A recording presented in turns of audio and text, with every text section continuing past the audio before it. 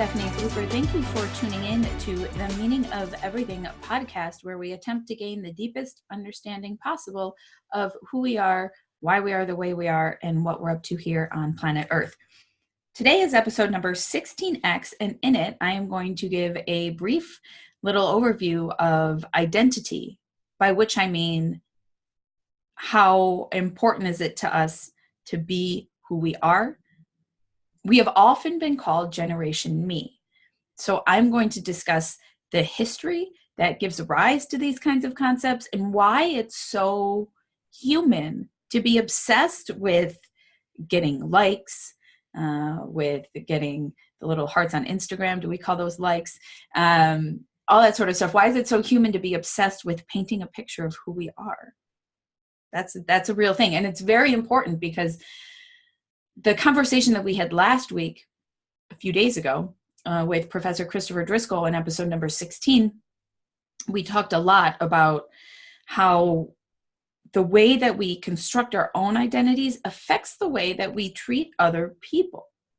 You know, the more obsessed we are with tweaking ourselves, with painting these pictures, with presenting ourselves, with taking the perfect selfie, with getting the dopamine hits from getting as many likes as possible on Facebook or Instagram or what have you, the more we do this and the ways in which we do this affects the kind of attention that we give to other people and how much we care about them, how much we value them, how much we position ourselves relative to them. It's all incredibly relevant. So I'm going to talk a little bit about that. I'll talk a bit about history. You know, we tend to think of ourselves as Generation Me, me, you know, the Apple generation, iPod, iPad, all the stuff.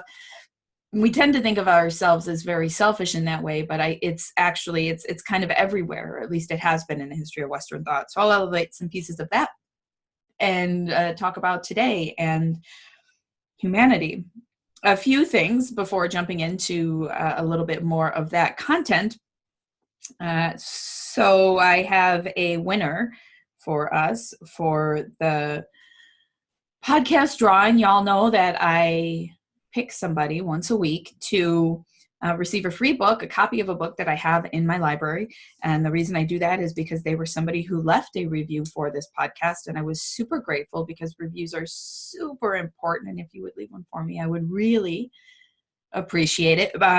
So I like to thank people by entering them into a giveaway. Unfortunately, I don't have the funds to buy things for everybody. And maybe that would be illegal in some sense. I don't think it is. But I enter people in a give away a book if you write a review.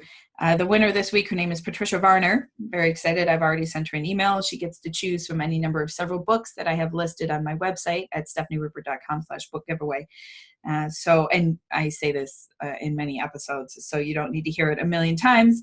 You can go to stephanierupert.com/book giveaway /podcast to read more about that, how to enter, and all the fun stuff that I try to do to connect with the community of people who are listening to and supporting this podcast. I'm really, really grateful. I think it's not unworthwhile. So thank you all so much for doing that. A quick note for people who listen on a variety of media. There are always videos on YouTube if you want to check it out and watch my face. I'm not sure why you would want to subject yourself to that, but you can go watch my face. And I, of course, am on as many podcast platforms as possible. And you can you can stream the podcasts from my website at stephanierupert.com/podcast if you need to do it that way. If there are platforms that I'm not on, let me know. Things I can do that you would prefer, let me know. If you think I'm boring, please let me know. I want to not be boring. So that's all stuff. Thank you so much for that. I'll jump into the things that I want to talk about today. It's something that's always been very interesting to me. When I was growing up, my brother was one of the first people I think I ever heard to use the word snowflake, which he meant, and this was, again, decades ago. So it was before all the conversation about snowflakes came up in the common discourse and became a pejorative word that, you know, meant that you were too delicate or too special or whatever to be criticized and you're easily offended. My brother talked about snowflakes when we were kids and always said, you want to be this unique snowflake people, Stephanie. But you're not, because everybody's a snowflake, right? We're not everybody. You're not this cute little unique snowflake. We're all just humans, and we're all very, very similar. And I thought that was really interesting. And that was before we saw this huge boom in social media. And people had always wondered, right? There was massive speculation about what would happen, what sort of websites and tools would take shape when the internet took off. And as it ended up being, and in retrospect, it makes perfect sense, but what ended up happening was we saw this massive boom in social media platforms. People are relentlessly social. If there's one thing that we could be said to be, it's that we are social beings. We might hate one another, but we need one another. We're constantly interactive. We have to be. This is why solitary confinement is the worst, literally the worst thing you can do to somebody. There are different kinds of torture, but this is one of the worst ones. So we're social beings, and the internet became a place for us to continue to be social and to interact in a wide variety of ways. And of course, the one thing that became so predominant in all of that is getting people to respond to your own life. We talk about it, we romanticize it, we're sharing, which is true. We are sharing, and often I work really hard to make sure that the things I share are contribute something positive to the world or to people's lives in some way or another, and are not just narcissistic. But there's been a lot of interest in the idea of social media platforms providing us an outlet for our narcissism. And I put it that way because the narcissism is there, at least in the West. The narcissism is there, and it just provides an outlet, and it gives us a way to magnify it. But we're obsessed with our specific identity. And again, to reiterate, in the West, for contrast, I recommend going to podcast number 10X, where I talk about some differences between the East and the West, these hyper-individualistic and more collectivistic cultures. Now, in the West, we live in a hyper-individualistic culture. And why? The question is why? How did we end up this way? And a big piece of it is the way that our religions developed. And this is something that's very related to what we were talking about in the podcast earlier this week with Christopher Driscoll, a brilliant professor. He talks about how gods function for us as a way to make us feel immune to the trials of what it means to be human. That makes perfect sense to me. We also had this idea, and this is very, very strong in much of the Christian tradition. It's called Imago Dei. And what that means is in God's image, basically, in the image of God. Humans were made in the image of God. A very prominent thread in Christian discourse throughout history and still today. Made in God's image. Does that not seem at least a little bit hubristic? When you step back and look at it, like how special must we have thought we were? And then this philosopher in the 19th century, in the 1800s, named Ludwig Feuerbach, pointed out to us, and it had been thought increasingly up until this point. People were starting to play with this idea, but Feuerbach really put it in very explicit terms and addressed it explicitly. The idea that perhaps we were not made in God's image, but we made God in our image. And this is because we don't really know how to think beyond the confines of our experience, right? Like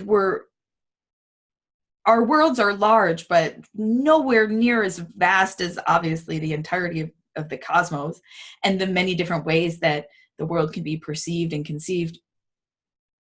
And so we made God like us. We really, really did. We turned God into a human that has these emotions and acts out of frustration or out of benevolence or out of all these different things that we personally experience. And this is also related to the podcast that I did last week, number 15X, where I talked about the Christian tradition and how parts of it think that it can describe God very accurately, or at least, gesture towards it, can use words to describe God, and other parts of the Christian tradition that were like, what? Seriously?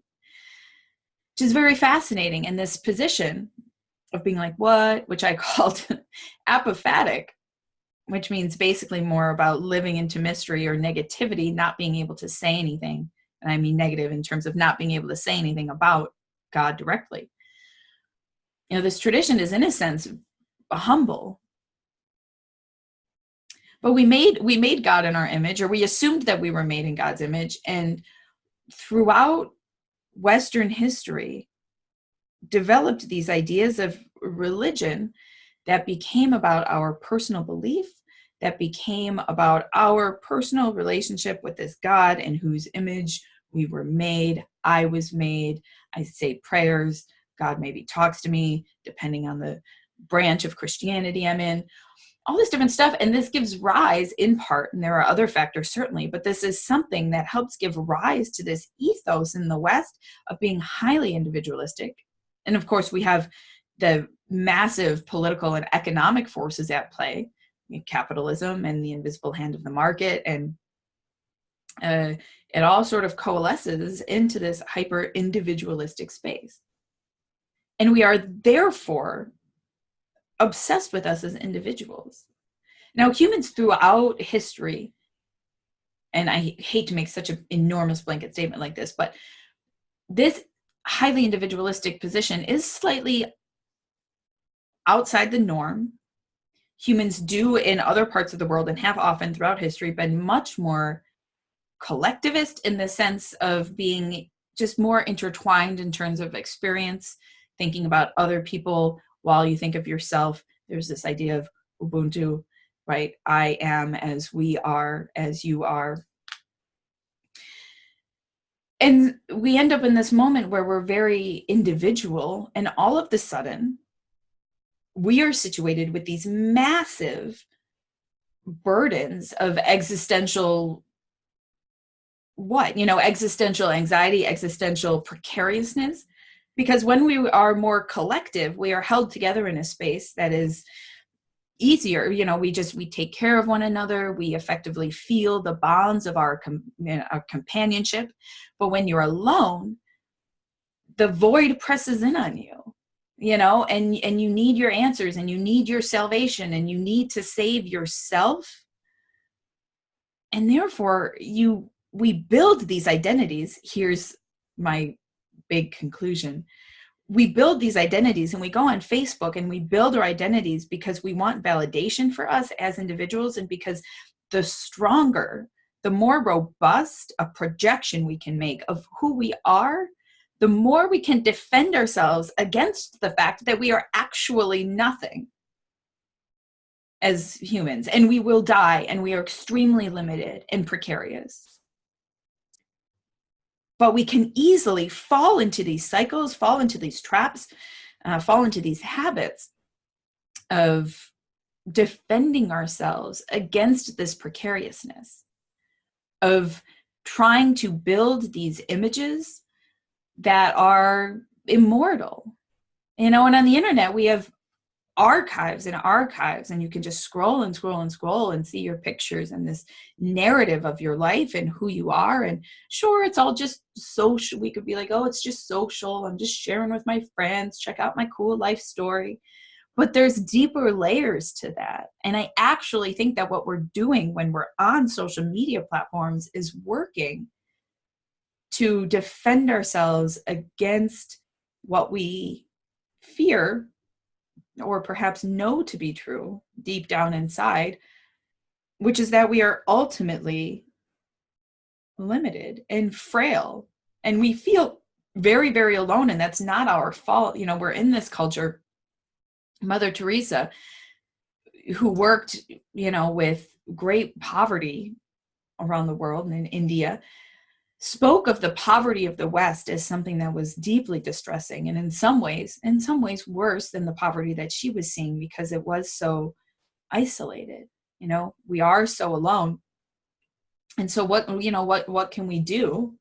Oh, we can make friends, be really intentional about building communities. I'm totally totally unimpressed by the way that we create these isolated little nuclear families. You live in your one little house, and then you have a neighbor and you don't talk to them anymore because you have Facebook and there's no point. We're all busy and we're all just like so cut off from one another and out to defend ourselves. And therefore, as races, as cultures, as denominations, as whatever groups we are, out to defend our specific little group. Because, like we talked about in episode 16 of the podcast, this makes us feel safe. You know, the more that we can protect ourselves, define ourselves, glorify ourselves, all that sort of stuff, the more safe we are. But that also means that when we do that for ourselves, we take that away from others, or that energy that we could be using for others, to connect with others, to share with others, to be there for others, to make sacrifices for others. The energy that we could be using to do those things, we are actually using on ourselves because we're terrified of our weakness. We're terrified of loss. We're terrified of being homeless, right? We're terrified of being in debt. We're terrified of dying, like all of these things. And they're very legitimate things to be terrified of. And I'm not blaming anybody. But if we can, as Christopher Driscoll, my last guest, as he says, if we can learn how to die, if we can learn how to be vulnerable, if we can learn to live with the uncertainty of what's next, of what might happen to us, of being open to suffering, of being willing to, stand in front of our comrades, in front of our friends, in front of our fellows, in a place of humility, and say, let's share or whatever, let's connect. If we can do these things, then there's a challenge in that, but there was also a freedom and there's a beauty to it. There's a real beauty to being able to recognize the deep, painful, scary things that motivate you. And then these are the kinds of things that help connect you most strongly to other people, is recognizing your shared vulnerability, right? We're all human. We're all in this stuff together, recognizing that you share these deeply felt needs. And then we can collapse, in a sense, these barriers that we've erected around ourselves as these isolated little individualistic atoms of will, and help us be more fully human and better connected. And that's not to say that you need to stop sharing things on your Facebook and your Instagram or whatever. And please do keep following me. It's ironic, but it is to say that these questions of who we are and how limited we are and what it means to be human. I keep talking about, like, this podcast, we need to explore what it needs to be human, but we do, because it's what makes us who we are, and it's what gives us our flaws, and what provides potential for us to be able to be better, to feel better, and to behave better. Like that's at the root of all of this. So here we are, Generation Me. We're actually just Generation West, Western culture. We're actually just Generation Human, trying to take care of ourselves as we've become these isolated units. We use our identities to protect ourselves from our vulnerability, but if we can connect more with other people, then we'll need our egos less. And that's kind of really a beautiful thing, I think. I'm going to leave it at that. I've been talking long enough.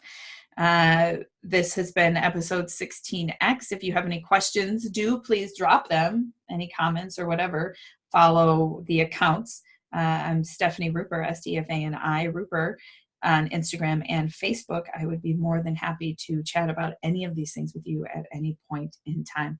Be back next week with episode 17. As always, a very enlightening and exciting guest. So I can't wait. And I thank you so much for supporting me and sharing with me in this journey. Take care and talk to you next time.